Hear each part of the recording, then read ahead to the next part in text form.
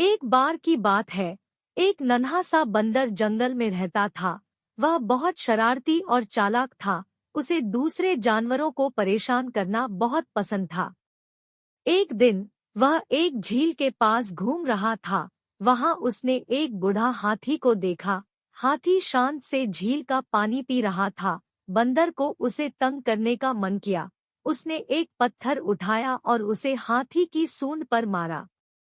हाथी को बहुत दर्द हुआ। उसने बंदर को देखा और उससे पूछा, तुमने ऐसा क्यों किया? बंदर ने हंसते हुए कहा, मुझे मजा आता है।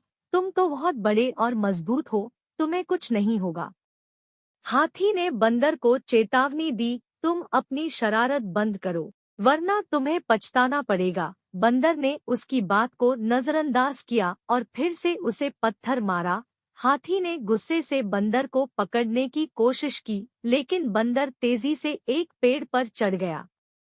बंदर ने हाथी का मजाक उड़ाते हुए कहा, तुम तो बहुत धीरे हो, तुम मुझे कभी नहीं पकड़ सकते। तुम्हारी सूंड भी बहुत लंबी है, तुम उसे झूला झूला कर मजा लो। हाथी ने बंदर को फिर से चेताया, तुम अपनी बात मानो, तुम्हारा भला नहीं होगा।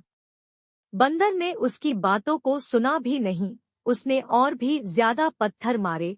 हाथी को बहुत खून बह रहा था। वह बहुत दुखी और थका हुआ था। उसने सोचा, यह बंदर बहुत बदमाश है, उसे एक सबक सिखाना होगा। उसने अपनी सूंड से झील का पानी चूसा और बंदर की तरफ उछाला। बंदर को पानी की बौछार लगी। उसकी आंखें और मुंह भर गए।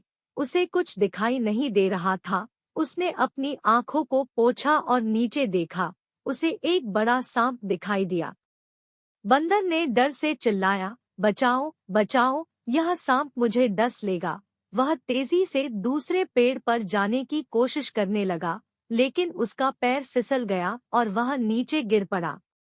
वहां एक शेर आ रहा था। उसने बंदर को देखा और उसे अपने मुंह में दबोच लिया। बंदर की चीखें सुनकर हाथी वहां आया। उसने देखा कि बंदर को शेर खा रहा है। उसने कुछ नहीं कहा। उसने सिर्फ अपनी सूंड से अपने घावों को साफ किया और चला गया।